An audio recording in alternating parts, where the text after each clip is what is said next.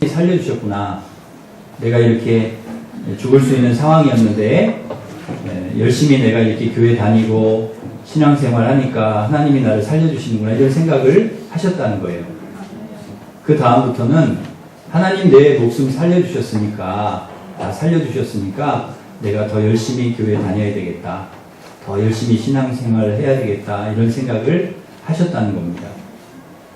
죽음의 문턱까지 갔다가 하나님 도우심으로 살게 되면 그런 생각이 드는 것이죠.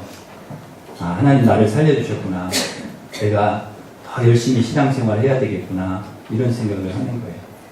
어제 아들 결혼시킨 우리 모정수 집사님도 비슷한 경험을 하셨습니다. 아주 어려운 질병에 이제 걸리셔서 병원에서는 80%도 살기 어렵다 하는 이야기를 듣고 수술을 하셨는데 성공적으로 수술이 잘 되어서 하나님께서 기적같이 살려주셨습니다. 수술 후에 중환자실에 깨어나지 못하고 있을 때 꿈을 꾸시는데, 꿈에 집사님 배를 타고 이렇게 쭉 가는데 저쪽 건너편에 전에 다니던 교회 목사님이 그 성도들과 같이 집사님 이리로 오시라고 막 부르더래요. 그래서 그리로 갔더니 손을 탁 내밀더니 집사님 손을 탁 잡아서 육지로 확 땡기더라는 거예요. 그래서 그 배, 물가에 있던 배에서 탁 땡겨가지고 그 육지로 올라가셨대요. 그리고 잠에서 깨신 거죠. 그리고서는 깨어나신 거예요. 하나님께서 살려주신 거죠. 하나님께서 살려주셨어요. 가만히 생각을 해보면 우리 집사님 어머니가 기도를 그렇게 많이 하시는 아주 신실한 권사님이신데, 그 어머니가 기도를 그렇게 아들을 위해서 하고, 아내 우리 김순재 집사님이 그렇게 기도를 하고, 그 기도를 통해서 하나님 나를 살려주신 것 같습니다. 그렇게 고백을 하는 거예요. 그 죽음의 문턱까지 간 그 경험을 통해서 하나님이 나를 살려주셨으니까 내가 이제 더 열심히 신앙생활을 해야 되겠다, 이런 마음을 넣으셨다는 거예요. 사람이 거의 죽음의 문턱까지 이렇게 가게 되면, 그랬다가 살아나게 되면 하나님이 살려주시면 그렇게 기쁠 수가 없는 것입니다. 그 기쁨은 이루 말할 수가 없는 것이죠. 본인은 물론이거니와 그 가족과 친하게 지냈던 친구들이랑 너무 기쁜 것입니다. 죽을 뻔하다가 살아나도 얼마나 기쁘고 좋은데, 예수님은 죽을 뻔하다가 살아나신 것이 아니라 십자가에서 완전히 죽으셨다가 3일 동안 무덤에 계시다가 다시 살아나신 것입니다. 그러니까 예수님은 완전히 죽으셨다가 다시 살아나신 거예요. 그러니 제자들이 얼마나 기쁘겠습니까? 죽음을 다 확인했던 제자들이 예수님께서 부활하셨다니까, 다시 살아나셨다니까 너무 기쁜 거죠. 예수님 돌아가시기 전에 제자들, 우리는 절대 주님 부인하지 않겠습니다, 죽을지언정 부인하지 않겠습니다 했던 제자들인데, 다 예수님 십자가 달려 돌아가실 때 다 부인하고 다 도망쳤습니다. 그러니 얼마나 면목이 없습니까? 예수님 보기에 마음이 괴롭고 힘들겠죠. 예수님께 죄송하고 부인하고 도망치고 지켜드리지 못했다는 죄책감, 비겁함, 낙심과 절망, 좌절, 부끄러움, 이런 것들이 가득한 거예요. 자기들도 잡히면 죽을 것 같으니까 두렵고 불안하고 의욕도 없고 우울하고 그런 삶을 살아갈 수밖에 없는 그런 제자들이었습니다. 그래서 고기나 잡자, 그리고 고향에 가서 고기를 잡는 거예요. 힘없이 금을 던졌다가 빈 금을 끌어올리고 그리고 있는데 누가 오셨어요? 부활하신 예수님께서 제자들을 찾아오신 거예요. 죽음을 이기고 살아나신 주님께서 제자들을 여러분, 제자들이 힘없이 우울한 마음을 가지고 깊은 낙심한 상황에서 금을 던지고 있을 때 저쪽에서 예수님이 딱 오시는 걸 보았을 때 어땠을까요? 여러분은 경험을 안 해보셨으니까 잘 모르실 수도 있습니다만은, 물론 죄송한 마음이 있었겠죠. 그러나 기쁨이 더 컸을 것입니다. 아, 주님이 살아나셨구나, 주님이 말씀하셨던 대로 부활하셨구나. 여러분, 제자들에게 이것보다 더 큰 복음이 어디 있겠습니까? 주님이 다시 살아나셨다는 것보다 더 큰 복음이 어디 있겠어요? 더 큰 기쁨이 어디 있겠어요? 예수님께서 부활하셔서 제자를 찾아오심으로 제자들이 다 회복이 되는 거예요. 다 회복을 시키시는 거예요. 불안한 마음, 두려운 마음, 절망과 좌절, 원망, 불평, 우울, 죄책감 이런 것들을 다 씻어주시는 거예요. 다 씻어주시고 정말 그 안에 기쁨을 회복시켜주시고 살아갈 힘과 용기를 희망을 주시는 거예요. 제자들에게. 이게 부활입니다. 주님의 부활. 절망과 좌절과 슬픔과 고통 가운데 살아가는 사람들에게 주님의 부활은 기쁨이고 희망인 거예요.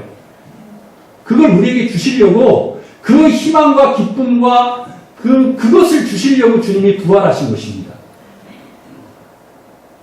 이제는 더 이상 절망하고 좌절하고 낙심하고 원망하고 불평하고 우울하고 불안하고 그러지 않아도 된다는 거예요. 내가 부활했지 않냐? 내가 살아났지 않느냐? 너희들 더 이상 그렇게 하지 않아도 돼. 왜? 예수님이 살아나셨으니까. 예수님이 죽으신 것으로 끝나야 슬프고 괴롭고 고통스럽고 죄책감 가운데 막 살아가야 되고 그런 것이죠. 주님 살아나셨는데요. 뭐. 주님 살아나셨는데. 물론 죄송한 마음은 있어요. 그래도 예수님 살아나셨으니까 그런 죄송한 마음이 그게 크진 않아요. 왜? 주님 살아나셨는데요. 얼마나 기쁩니까? 사실 예수님 십자가 돌아가셨을 때 제자들 말고도 굉장히 슬퍼하는 사람들이 있었습니다. 여인들이었죠. 여인들. 갈릴리에서 예수님 갈릴리 사역할 때 3년 동안 따라다녔던 여인들. 예루살렘 올라오셨을 때도 일주일간 십자가 사역하실 때 계속 따라다녔던 여인들. 십자가에서 돌아가실 때 그 옆에 이 여인들이 있었습니다. 예수님 돌아가시는 그 마지막까지 지켜본 여인들. 이 여인들이 가장 많이 눈물을 흘리고 가장 많이 슬퍼하고 아파했던 그런 여인들이에요. 이 여인들이 예수님을 어쩌면 가장 사랑했기 때문에 가장 슬퍼하고 예수님의 죽음이 가장 고통스러웠던 것이죠. 그런데 바로 그 여인들에게 예수님께서 부활하셔서 그들을 찾아가시고 만나신 것입니다. 이 여인들이 예수님을 만났을 때 어땠을까요? 예, 우리는 뭐 경험을 해보지 못해서 상상을 할 수밖에 없지만 기뻤을까요? 슬펐을까요? 엄청 기뻤을 겁니다. 부활의 주님을 만났잖아요. 부활하신 예수님 만났잖아요. 사실 죽음보다 더 슬픈 일이 어디 있겠습니까? 특별히 사랑하는 사람이 세상을 떠나면 정말 마음이 아프고 힘이 듭니다. 무슨 말로도 위로가 안 되는 것이죠. 여러분 무슨 말이 위로가 되겠습니까? 사랑하는 사람이 세상을 떠났는데. 우리 사랑하는 우리 김기택 집사님 하나님 부르셔서 이제 세상을 떠나셨는데 권사님께 무슨 말이 위로가 되겠습니까? 우리 한 집사님에게 무슨 말이 위로가 되겠어요? 그런데 위로가 되는 말이 있어요. 아무 말도 위로가 안 돼도 위로가 되는 말이 하나가 있습니다. 그게 뭐냐면 부활입니다. 부활. 다시 산다는 거예요. 죽음이 끝이 아니라는 거예요.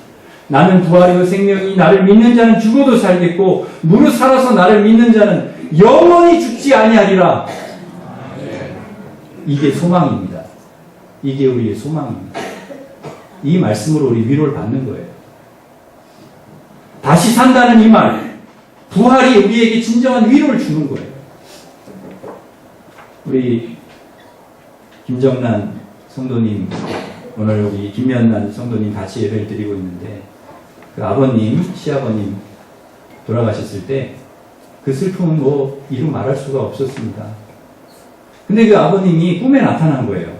꿈에 날개 달린 천사와 함께 하얀 옷을 입고 하늘로 이렇게 올라가시더라는 거예요. 이렇게. 그것을 꿈에 가족들에게 보여주시는 거예요. 가족들은 아버님 돌아가신 다음에 안 좋은 데로 가시면 어떡하나, 아버님이 나쁜 데로 가시면 어떡하나, 이게 걱정을 했는데 그걸 꿈에 보여주시는 거예요. 하나님이 하얀 옷을 입은 천사들과 날개 달린 사람들과 같이 이렇게 하늘로 하얀 옷 입고 올라가시는 걸 보여주시는 거예요. 아, 천국 가셨구나. 아, 이게 죽음이 끝이 아니구나. 천국 가시는 거구나. 아버님 천국 가셨구나. 여기보다 더 좋은 곳에 가셨구나. 그게 위로가 되는 거예요. 그게 위로가 되는 것입니다. 그래서 아버님 좋은 곳으로 인도해 주셔서 너무 감사한 거예요. 하나님 은혜 감사한 거예요. 그때는 우리 아버님이 우리 교회 이제 나오실 때 이제 혼자 나오실 때였어요. 그리고 돌아가셔서 이제 꿈에 이제 나타나셔서 가족들 꿈에 나타난 건데, 그 꿈에 그것을 보고 너무 감사해가지고 아내 우리 안정열 성도님과 또 따님과 며느님이 세 분이 우리 교회에 오셨어요. 그리고 저한테 그 얘기를 해주시는 거예요. 그리고 그때부터는 한 번도 거의 빠지지 않고 매 주일마다 예배를 드리러 오시는 거예요. 그래서 2년 가까이 되셨는데 하나님께서 부활신앙을 이분들에게 주신 거예요. 부활신앙. 아버님 죽어서 끝난 게 아니에요. 천국으로 인도하셨구나. 돌아가셨어요. 그리고 끝! 그러면 그것처럼 슬프고 안타까운 일이 어디 있겠습니까? 더구나 갑작스러운 사고나 질병으로 이른 나이에 세상을 떠났다고 하면 그 슬픔과 안타까움은 더하죠. 그러기에 부활이 있다는 것이 우리에게 얼마나 희망이 되고 소망이 되고 위로가 되는지 모릅니다. 비록 이 세상에서야 짧은 인생이지만 나그네와 같은 안개와 같은 이슬과 같은 그런 인생이지만 이 세상이 끝이 아니라는 거예요. 부활이 있다는 거예요. 예수님께서 부활의 첫 열매가 되셨다는 것은 주님의 부활이 곧 나의 부활이, 여러분의 부활인 줄 믿습니다. 우리도 부활하는 거예요. 우리도 살아, 다시 사는 거예요. 예수 그리스도를 믿으면 우리도 살아요. 그래서 우리가 이 부활신앙을 가져야 됩니다. 그래야 죽음도 이길 수 있고 어떤 어려움도 이길 수가 있습니다. 절대로 여러분 절망하고 좌절하고 낙심하고 원망하고 그러지 마시고 언제나 이 부활신앙으로 희망과 소망을 가지고 살아가시기를 바랍니다. 초대교회 당시에 로마 AD 64년에 로마대 화재 사건이 크게 났습니다. 그때 로마 네로 황제가 이 로마에 이렇게 화재가 난 것은 이 주범이 기독교인이다 이렇게 덮어씌운 거예요. 사실 기독교인이 그렇게 한 게 아닌데 덮어씌워서 이제 자기 책임을 회피하려고 그리스도인들 그때부터 잡아 죽이려고 죽이는 것입니다. 그래서 그 당시에 베드로와 바울 비롯한 그 교회 지도자들, 기독교 지도자들 수천 명, 수만 명이 성도들과 함께 그때 순교를 했습니다. 콜로세움 경기장 안에서 이렇게 기독교인들을 넣어놓고 양의 가죽 씌워놓고 맹수들을 풀어가지고 막 물어 죽게 만들고 화형을 시키기도 하고 목을 베기도 하고 정말 너무나 잔혹한 방법으로 그렇게 기독교인들을 죽였습니다. 그 순교의 자리에는 한 가족도 있었다고 합니다. 가족. 엄마, 아빠, 아이들. 엄마, 아빠가 어린 자식을 품에 안고 죽음을 앞두고 있는 거죠. 그렇게 이야기를 했다고 합니다. 어린 자식을 안고 아가야 잠깐 아프고 괴롭겠지만 우리는 곧 다시 살아난단다. 그리고 하나님께서 우리를 고통과 아픔과 괴로움과 눈물이 없는 곳으로 인도하신단다. 그러니 힘들고 아파도 조금만 참으렴. 그리고 순교했다는 거예요. 초대교회 당시에. 그들이 그렇게 순교할 수 있었던 것은 부활신앙 때문이었습니다. 내가 죽어도 산다. 나는 부활이요 생명이니 나를 믿는 자는 죽어도 살겠고 무릇 살아서 나를 믿는 자는 영원히 죽지 않냐. 이걸 믿는 거예요. 이 신앙이, 이 강력한 부활신앙이 있었기 때문에 무서운 죽음 앞에서도 담대할 수 있었습니다. 부활신앙이 있었기에 배교하지 않고 예수님을 모른다고 부인하지 않고 죽음 두려워하지 않고 끝까지 믿음을 지킬 수가 있었던 거예요. 이 부활신앙 때문에. 우리가 부활신앙을 가지고 믿음으로 산다는 것은 이건 엄청난 능력입니다. 죽어도 다시 사는데요. 어떤 환경과 아픔도 죽음도 이기는 능력이 부활신앙입니다. 히브리서 11장 35절, 38절은 우리 그리스도인들을 이렇게 표현하고 있습니다. 성경. 우리 한번 같이 읽겠습니다.